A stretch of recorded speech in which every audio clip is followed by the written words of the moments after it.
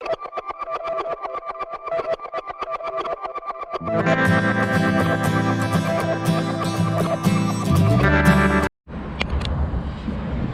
folks, thanks for turning to another edition of Patriot News. Not sure if a lot of you know it, we got a water issue, as in we are running low on water.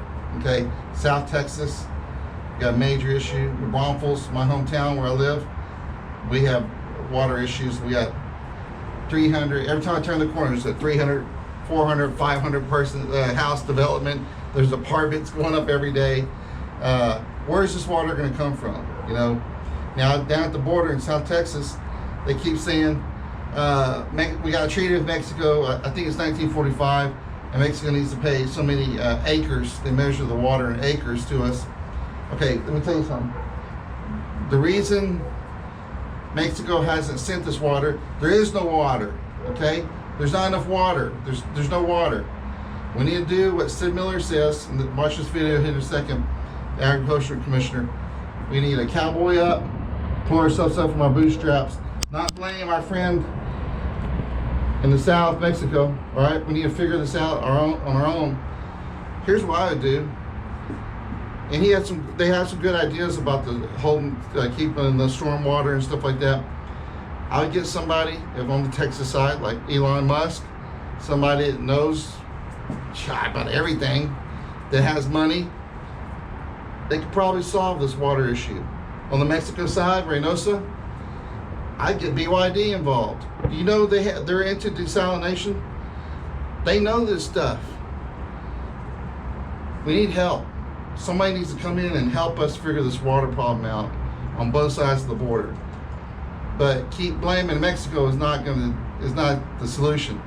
There is no water to send, okay? There's no water. It's not there. We need to help each other out. We're neighbors, okay? We got to figure this out on both sides of the border. I don't have any other solutions. I'm looking into it, but that's about it. Thank you. Commissioner, welcome to the program. Texas is fast losing this natural resource of water here. Are leaders in the state taking this seriously enough? Well, I certainly am. I mean, it's been an issue for me for 10 years. We lose about a farm a week in Texas, but we're not running. We're 700 years before we run out of land. The limiting factor is water. We're out of water, especially in the Rio Grande Valley. Is that why we're losing farms? It is. Quickly? It is. We lost an entire industry of sugar production. Sugarcane is gone from the valley. The last sugar plant had to close because the farmers couldn't get enough water to raise the sugarcane. We pushed out 6,000 acres of citrus for lack of water. A lot of people, especially in that part of the state, blame Mexico not fulfilling their treaty. They're supposed to supply us with so much water. We share the water in the Rio Grande, and that's basically the only water down there. There's not sufficient groundwater to supply the cities or the farmers. But my view is we got to quit complaining and do something about it. We got to, pull ourselves up by the bootstraps, and we've got to start doing one thing like off-channel storage. In high water events, that water just runs right out in the bay. We miss it. It goes right by us.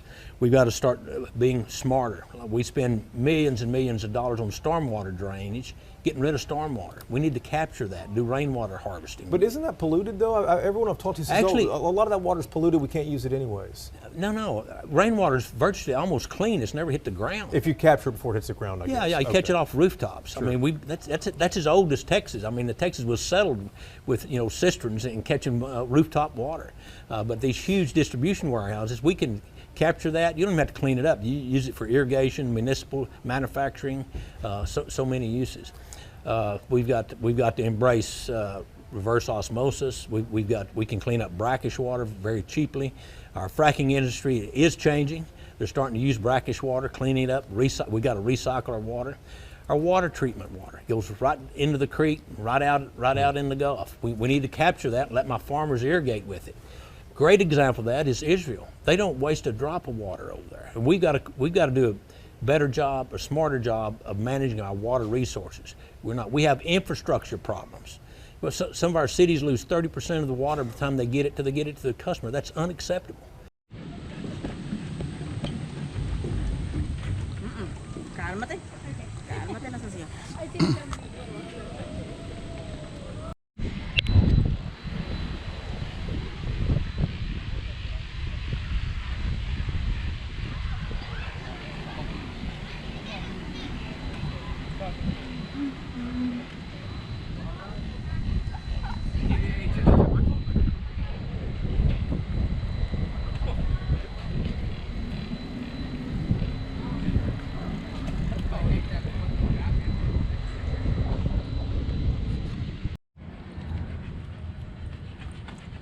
All right, folks, right here, I'm right here with Stassi, my partner in crime.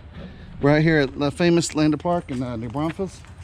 And, you know, I just remember as a kid, this little creek right here running. Calm down, Stassi. There's a lot more. It is really low out here, y'all. We're here in New Braunfels, Texas. I don't know what to tell you. Over here you can see the top of our Comal spring run. This should be filled with water, and it is empty. And that is because the aquifer does not have enough water in it to push up the springs that flow that make up the Comal River. So, drought conditions in New Braunfels for the better part of 3 years now and counting. Below average rainfall, punishing heat, and growth that has triggered both water problems and restrictions. Drought is something that we have to consider, but it's that difference between what we're planning for and what the least amount that we would have at any one particular time. So we're planning for drought. New Braunfels water problems and solutions. Never watered. Never. I've had this for over 20 years.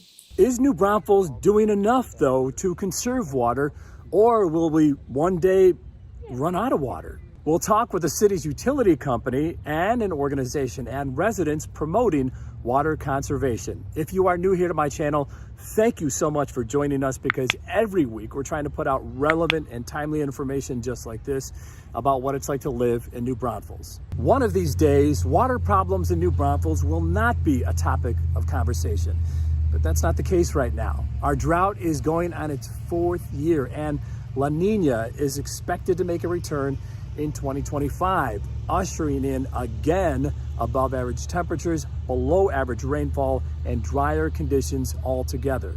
Now, we've had some relief in New Braunfels toward the end of 2023 and through the summer, this summer 2024, with above average rainfall and not as many triple-digit days, but that is the exception.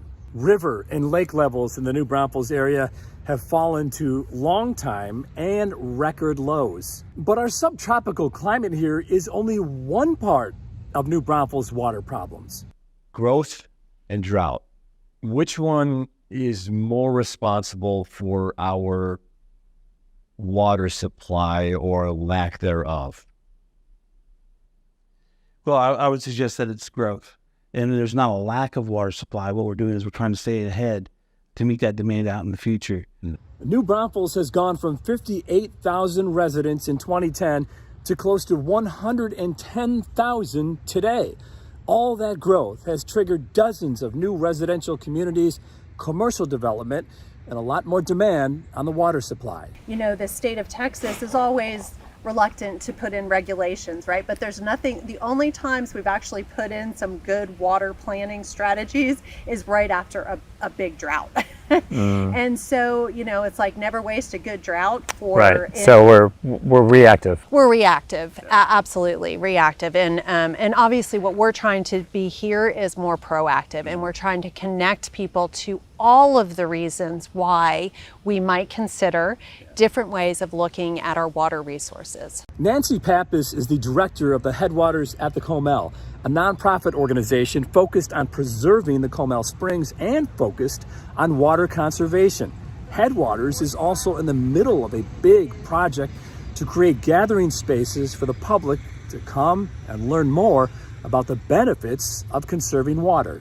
There's an open space in the middle, but that will become a screened-in education and exhibit space. To say that outreach is needed may be the biggest understatement. The Comal Springs are incredibly important to New Braunfels for several reasons. The Comal Springs are the most significant spring system by spring flow in the American Southwest. So west of the Mississippi, the Comal Springs are the greatest spring flow.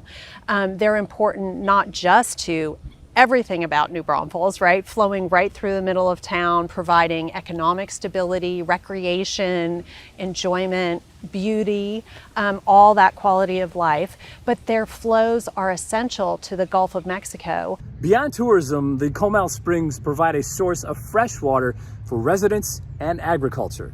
During drought periods, the spring's flow can be a lifeline for the city's water needs. Only there's been little flow to no flow to talk about lately. We need between 17 and 20 inches over the recharge zone in order to get the aquifer back up to its normal level. And that is when we will start to see the springs flowing more freely again. So is New Braunfels running out of water, as many seem to think, or? I don't know what to tell you.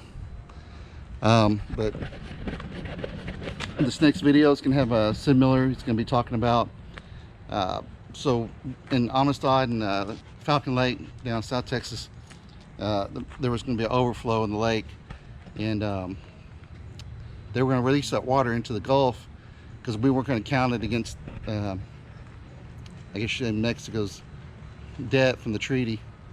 And he arranged a way for it to count, and also for that water to be distributed to the farmers in that local area. So watch this next video, and hopefully we can get this thing figured out. Texas Agriculture Commissioner Sid Miller, thank you so much. We appreciate it. Good to be with you. Thank you very much. So today, Governor Abbott has announced he's directed the TCEQ to accept an offer from the San Juan River water from Mexico. And I'm wondering, how big of a deal is this, and what brought this about? Well, we've had a real water shortage, drought problem in South Texas. We've lost our sugarcane industry down there, not enough water for the farmers. So the last processing plant closed down. We bulldozed 6,000 acres of citrus. Our vegetable growers down there had enough water for one crop, where they usually, grow 4 or 5. So it's in dire needs. Mexico signed a treaty with us about in 1944 to share the water in the Rio Grande River. They're behind on their their water bill. They still owe us 1 million acre feet, and they're just not going to be able to pay it. They did have some good fortune on the east side of Mexico in the San Juan watershed. They got a lot of rain. They have 2 lakes there. They're both over capacity. One's at 118%, the other 120-something%. So they started releasing that water into the Rio Grande, but it's below any dams. There's no way to catch it. It was running right out into the Gulf of Mexico. So by executive order, I declared that the farmers in that area should use that for irrigation instead of just wasting it and letting it go by. That caused a lot of concern, and the TCEQ and the International Water Board couldn't figure out how to account for the water. And I just said, well, don't count it. Just let them use it. Don't worry about it. And anyway, the positive part of it got all the sides talking again. And now we have an agreement with Mexico to let them count that against their water debt, and we've ironed our differences out, and so it looks like we're actually getting somewhere. And the cities along the Rio Grande are going to have some water that they probably wouldn't have had, and the farmers are finally going to have some water they can irrigate. And so, is this is this the solution, or is this a Band-Aid? It's a Band-Aid. Anything short of a high event rainfall, is what it's going to take to fix the situation. Like I said, on the Rio Grande, there's only 2 lakes. Falcon is at 12% capacity, and Amistad is like 20%. So they're almost dry, and there's not much groundwater down there. So we're out of options. So this helps. This will let us live to fight another day. Farmers can grow their winter vegetables, with enough irrigation water to do that. We won't have to push out any more citrus trees, hopefully. This will keep a lot of farmers from filing bankruptcy. Hey there, Small Cap Steve here. Last week I was sitting on my couch eating some bonbons and watching Bill Maher interview Elon Musk. I noticed that they had an interesting exchange. Water, we will run out of water. They're running out of sand. No, Earth is 70% water by surface area. But you can't drink that. But desalination is absurdly cheap. Why don't we do it then? We do it. It is done. You have a lot of free time. It is done. There is a lot of desalination done. Okay, there's plenty of water. This is not an issue. I want to be clear. All right. So I thought it'd be fun to dive right into this topic matter and see who's right. In this video, we'll explore the current technologies being used. We will look at the environmental impacts. We will explore real-world examples of water desalination projects in the world today. And we will discuss the potential for water desalination to solve global water security.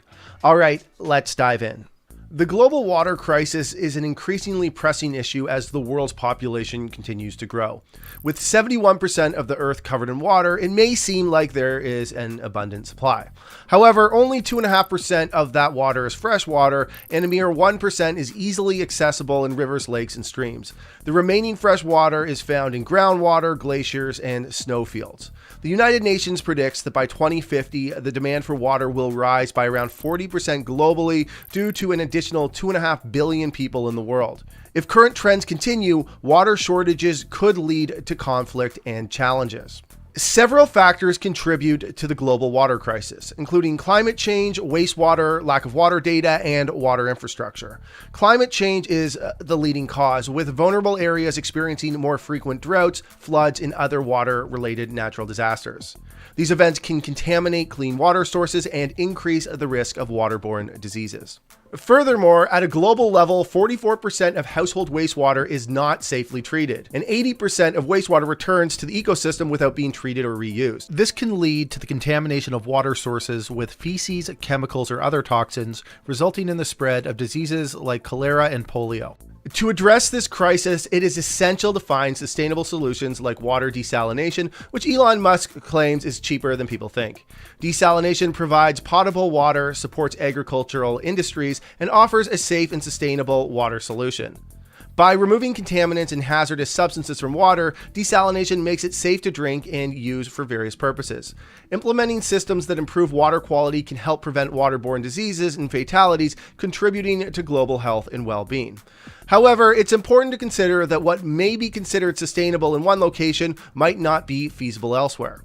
Factors such as local resources, infrastructure, and environmental impacts must be taken into account when determining the most appropriate solution. Water desalination technology can be broadly classified into two main categories: thermal and membrane.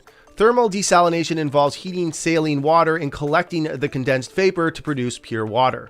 This method is more commonly used for seawater rather than brackish water due to the high costs involved. Some popular thermal desalination processes include multi-stage flash distillation, multiple effect distillation, and vapor compression distillation. These processes have been in use since the late 1950s and early 1960s, with varying degrees of efficiency and scale. The most commonly used thermal method is reverse osmosis, which became commercialized in the 1970s. The process uses pressure to force saline water through a semi-permeable membrane, resulting in a product water stream and a concentrated brine stream. The cost of water desalination varies depending on factors such as source, water location, treatment process, and plant size. For instance, according to Daily Breeze, a proposed ocean water desalination plant capable of processing 20 million gallons of seawater daily could cost between $500 and $700 million. The operation of such a plant could require nearly $20 million per year. In general, desalinated brackish water, which is water in between ocean water and fresh water, may cost between $1.25 and $2.60 per 1,000 gallons, while desalinated seawater may cost between $3.60 and $5.80 per 1,000 gallons. Water desalination, while offering a solution to water scarcity, does come with environmental costs. A study in the journal Science of the Total Environment reveals that desalination plants generate a significant amount of brine waste, which contains toxins like chlorine and copper and has a higher salt concentration than typical seawater. The disposal of brine waste in the ocean can lead to reduced oxygen levels, impacting marine life such as shellfish and crabs, with ecological effects extending throughout the food chain. Some fish and seabirds have mechanisms to expel excess salt from their bodies, but excessively salty seawater may overwhelm these systems and lead to their demise. Another concern with water desalination is its high energy consumption. According to Bloomberg, desalination requires about 15,000 kilowatt hours of power per million gallons of fresh water produced, which is nearly twice the amount used for wastewater reuse, which works out to around 14.4 minutes of running a standard American fridge per gallon of water. To put that into perspective, the average American is said to use 60 to 80 gallons of water per day. So if an American were to use the same amount of water as they currently do, but it was all desalinated, it would be equivalent to each person running a fridge for around 16.8 hours a day. This high energy demand can increase fossil fuel dependence and greenhouse gas emissions, amplifying climate change if renewable energy sources are not employed for fresh water production. Let's talk about some of the largest real-world examples today. Among the largest desalination projects in the world, Ras Al Khair in Saudi Arabia stands out with a production capacity of over 1 million cubic meters per day. This hybrid project, which started operations in 2014, employs both thermal multi-stage flash and reverse osmosis technologies. Another significant desalination plant is the Taweelah A1 in the UAE, a gas-fired electricity and desalination plant with a gross power output of 1,600 megawatts and a water desalination capacity of 85 million imperial gallons per day. The Shaba 3 desalination plant in Saudi Arabia, which produces 880,000 cubic meters per day, is another notable project involving the construction of a reverse osmosis seawater desalination plant. There's also the Sorek desalination plant in Israel, operational since October 2013, and it's another prominent project with a production capacity of over 600,000 cubic meters per day. Meanwhile, in the United States, the Claude Bud Lewis Carlsbad desalination plant in California produces 50 million gallons of water per day for 110,000 customers throughout San Diego County. Constructed by Poseidon Resources at a cost of $1 billion, the plant was the largest desalination facility in the country when it began operations in December 2015. As global water scarcity becomes a pressing concern, emerging technologies and research in desalination are driving the industry forward. The global water desalination equipment market is expected to reach a market size of around $16 billion by 2028, growing at a CAGR of approximately 8% during the forecasted period. This growth is fueled by various projects and investments, such as Arizona officials voting to advance a $5.5 billion plan to build a desalination plant in Mexico.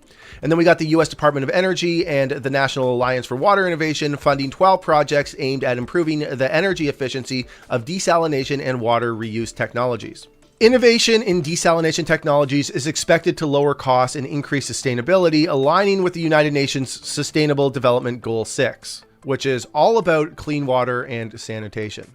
Technology advancements are projected to reduce the cost of desalinated water by 20% in the next 5 years and by up to 60% over the next 20.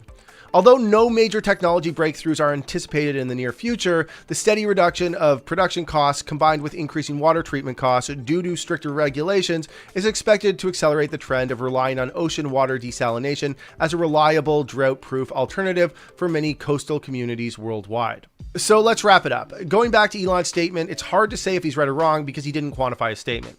And chances are he has different ideas on producing clean, low-cost water than anything that's currently in use, and those ideas may or may not be practical based on his track record. Water desalination holds immense potential for addressing the global water crisis and contributing to a more sustainable future. With continued research and investment, desalination could become a vital component in our quest for global water security and a more sustainable world. But as with most clean technology, we will always be hoping for something better. All right, everyone, thank you for watching. If you could do me a big favor, please hit that like button, subscribe, and ring that notification bell. Let me know what you think in the comment section. I love you all. Bombing targets in Mexico, as in like clandestine labs, such forth, sending troops into Mexico. It's just, in my opinion, it's just a horrible, horrible idea. Mexico is our friend, los amigos, our familia, they're family, they're our neighbors. You don't fight your neighbor. It's like the golden rule, don't fight your neighbor. It's not going to go well for anybody if this happens. Hopefully it's just talk, and nothing's going to happen. But it's something we seriously need to address. We need to talk about it. Like I said, it's not a good idea for either side to do this. All it's going to take, every conflict we're in, a war, there's collateral damage. There's going to be a stray missile, and there's going to be a little dead Mexican baby child, and it's going to be bad. Are we prepared to see American soldiers hanging from a bridge? Do we really want this? Okay. All right. Now, you think Afghanistan and Iraq, and they gave us problems. This would not be well for us at all. You know, I reinforce it. There are our neighbors, there are our family, intertwined economies. They're our biggest trading partner. It just goes on and on. The cons to this happening. Okay. All the conflicts we've been in, battles and wars, we've had strategic point here where we got two bodies of water. We got a friendly neighbor to the north, Canada, a friendly neighbor to south, Mexico, and we're protected. You know, we have these wars and we come back home, and theoretically we've got these buffer zones. Now, if you fight our neighbor in Mexico, there's not that buffer zone either. But so let's just all take a deep breath. Let's get this out of our rhetoric here. Really, these politicians, we can't go to war with our, we cannot go to war. We cannot bomb targets. We can't send troops into Mexico unless it's like a training exercise like they did in El Paso or something like that. You know, that's not bad. It's like a thing. It's like if there's a medical type of emergency or something like that. But we cannot. We need to not bomb anything in Mexico. Not send troops. Not send our boys and our men and women over there. Okay. Now, I came up with this idea. You know, maybe we need to go back to it. Trump and AMLO sit down and talk, and then eventually Scheinbaum. But take a look at this video here. I would say one thing to you, Judge, and that's you're never going to solve this problem on the supply side. As long as that demand is out there in our cities, Mexico bashing is not going to do a damn thing for you. A number of GOP candidates and Republican members of Congress want to fight the war on drugs by declaring war on the cartels and sending the U.S. military into Mexico. The flow of illegal drugs over the southern border is fueling the fentanyl crisis across the United States. Stephanie Haynes is live with the proposals. And Stephanie, would this be considered an act of war? Hey, Marky, good morning. That's what some of the critics are saying. And this idea of sending military or taking military action against parts of Mexico, they chalk that up to some big talk, especially since Mexico is one of the United States' largest trading partners. And last we heard from Mexico's president, he says absolutely no way. But supporters clarify that this would not be an attack on Mexico. This would be targeted actions against the cartels. And bottom line, our leaders are willing to try anything to try to stop this fentanyl crisis. Some Republicans want to take the war on drugs to the next level by sending the United States military over the border and into Mexico to take action against the cartels and ultimately try to stop the flow of fentanyl. Federal data shows more than 100,000 Americans died of overdoses in 2021, and 67% of those involved a synthetic opioid like fentanyl. Republican presidential candidates are laying out their plans. We're going to use whatever leverage we have to ensure that this issue is brought to a conclusion. Former President Donald Trump is proposing a naval blockade. Senator Lindsey Graham wants to designate cartels as terrorist organizations and has said he's on board with cyber and drone attacks on drug labs and leadership. Texas Congressman Dan Crenshaw has spearheaded federal legislation that would officially declare war on the cartels, which would authorize bombing certain targets. Some say they support this idea. From our side of the border, we would strategically target and attack the Mexican cartel in the same manner, similar manner that we go after the terrorists around the world, and that by using drones and sending missiles and blowing them up and killing them. America's war on drugs has been going on since the 1970s, and it has historically involved... Does everybody remember what happened last time? When we sent the National Guard in to Mexico to fight the Carlos Santana cartel wasn't good. I mean, yeah, lucky nobody got killed, okay? What we need is some fighting music. What the hell's that? Hold on.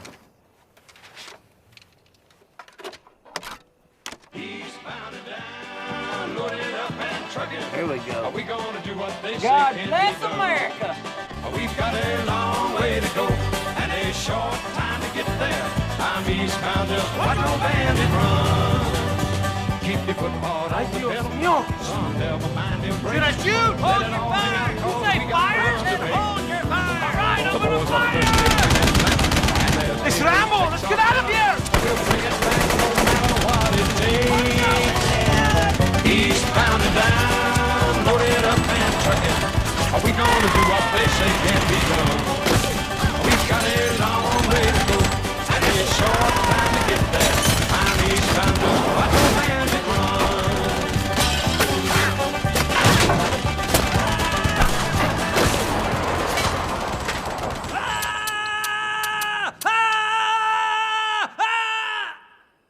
On the ground now! I'm a trained killing machine! Everett! I think you got her, Everett! Oh. Not so good. That was the problem. We could not get your tribute. What? Jefe, you don't understand. There's nothing we could do. The American army show up. See? There were hundreds of them. They captured Ricardo, Jefe. We barely escaped with our lives. Gringo soldiers in La Miranda. It was good you brought me this news. Said they shut off the cable. I can't get CNN. It's hard to stay current. I thought...